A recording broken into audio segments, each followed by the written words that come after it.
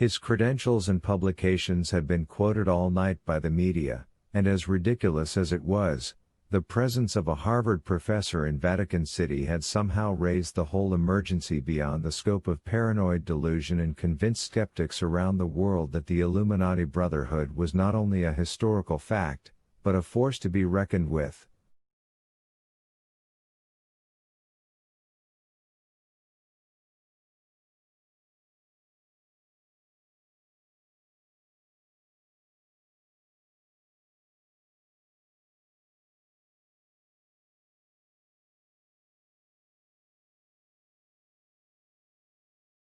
That BBC reporter, Langdon said, thinks CERN is the new Illuminati lair.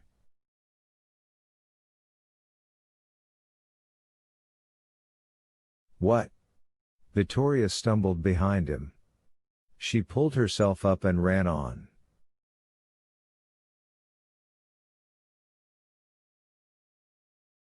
He said that?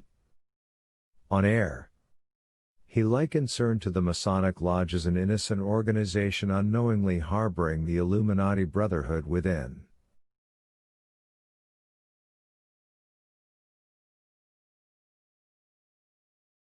My God, this is going to destroy CERN.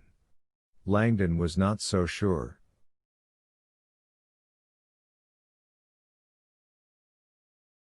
Either way, the theory suddenly seemed less far-fetched. CERN was the ultimate scientific haven.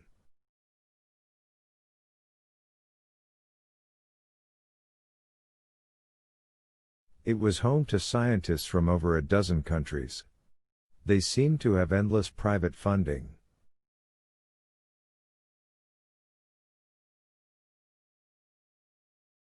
And Maximilian Kohler was their director. Kohler is Janus.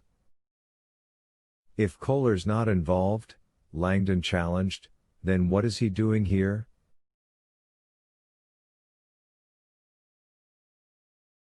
Probably trying to stop this madness. Show support. Maybe he really is acting as the Samaritan. He could have found out who knew about the Antimatter Project and has come to share information.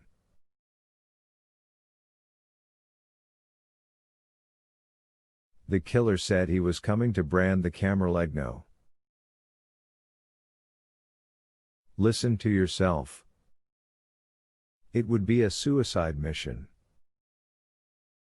Max would never get out alive. Langdon considered it. Maybe that was the point. The outline of a steel gate loomed ahead, blocking their progress down the tunnel. Langdon's heart almost stopped.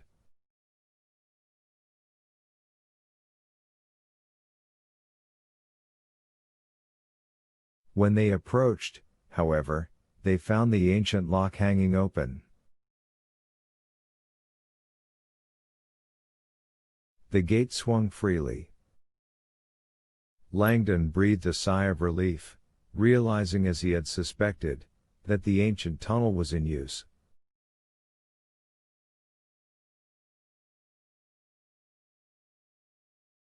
Recently. As in today? He now had little doubt that 4 terrified cardinals had been secreted through here earlier.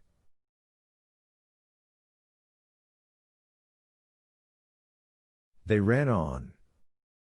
Langdon could now hear the sounds of chaos to his left. It was St. Peter's Square. They were getting close. They hit another gate, this one heavier. It too was unlocked.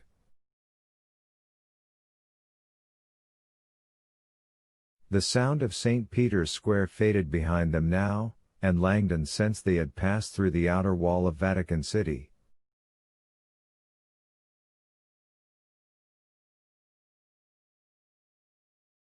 He wondered where inside the Vatican this ancient passage would conclude.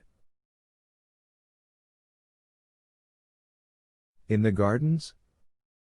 In the basilica? In the papal residence? Then, without warning, the tunnel ended.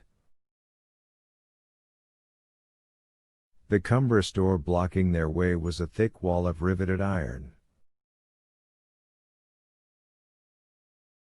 Even by the last flickers of his torch, Langdon could see that the portal was perfectly smooth, no handles, no knobs, no keyholes, no hinges.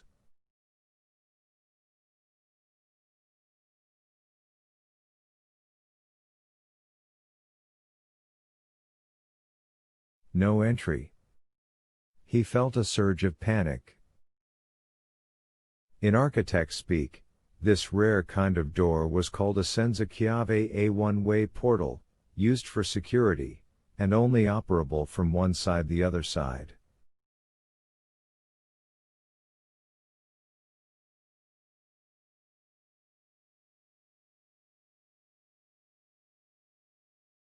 Langdon's hope dimmed to black.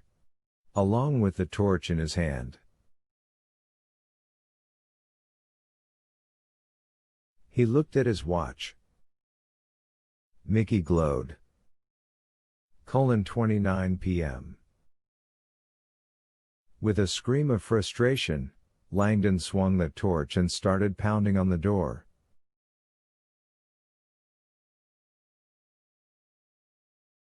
"113. Something was wrong. Lieutenant Chartrand stood outside the Pope's office and sensed in the uneasy stance of the soldiers standing with him that they shared the same anxiety.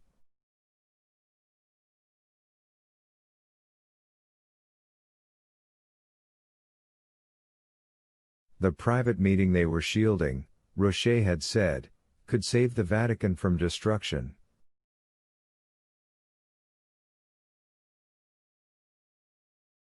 So Chartrand wondered why his protective instincts were tingling. And why was Rocher acting so strangely? Something definitely was awry. Captain Rocher stood to Chartrand's right, staring dead ahead, his sharp gaze uncharacteristically distant. Chartrand barely recognized the captain.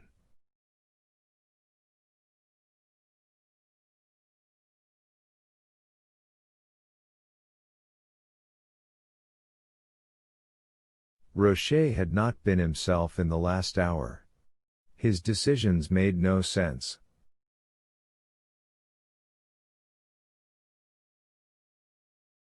Someone should be present inside this meeting. Chartrand thought. He had heard Maximilian Kohler bolt the door after he entered.